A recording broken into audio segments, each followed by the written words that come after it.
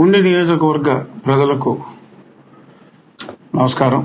జగన్మోహన్ రెడ్డి అతడు అపాయింట్ చేసిన ఐప్యాక్ అనే ఒక నీచ సంస్థతో కొద్దిమంది వ్యక్తుల్ని 4 రోడ్ల కూడల్లో టీ షాపుల దగ్గర ప్రవేశపెట్టి ఆ లోకల్ మనుషుల్లాగా రఘురామకృష్ణరాజు నియోజకవర్గ ప్రజలకు అందుబాటులో ఉండడు, ఆయన ఢిల్లీలోనే ఉంటాడు అనే ఒక దుష్ప్రచారాన్ని చేస్తున్నారు.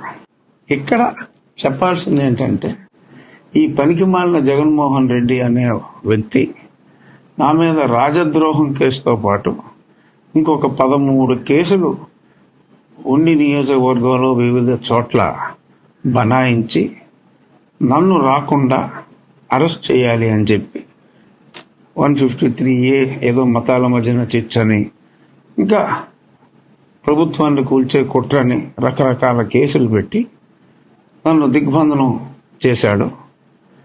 ఒకరోజు నేను నా పుట్టినరోజు అని చెప్పి హైదరాబాద్కి వస్తే ఆ రోజు పోలీసులను పంపి నన్ను దారుణంగా టార్చర్ చేసి చంపాలనే ప్రయత్నం చేసిన సంగతి మీకు అందరికీ తెలుసు. ఇటువంటి నీచుడి నుంచి నన్ను నేను రక్షించుకుంటూ ప్రజలందరికీ ప్రతిరోజు నా రచ్చబండ ద్వారా టచ్లో ఉంటూ, అలాగే నా పార్లమెంటు నిధుల్ని సద్వినియోగంగా ప్రజలతో నిత్యం టచ్లో ఉంటూ, వీడియో కాల్లో కానీ ఆడియో కాల్లో కానీ టచ్లో ఉంటూ నా బాధ్యతలు నేను సక్రమంగా నిర్వహించడం జరిగింది. ఇప్పుడు మనకి ఈ దుష్టుడి పీడ శాశ్వతంగా వదిలిపోబోతోంది. అతి తక్కువ అసెంబ్లీ సీట్లు తెచ్చుకొని అతను త్వరలో రాజకీయాల్లోంచి కనుమరుగు కాబోతున్నాడు. తెలుగుదేశం ప్రభుత్వం రాబోతోంది. నేను నిత్యం మీకు అందుబాటులో ఉంటాను.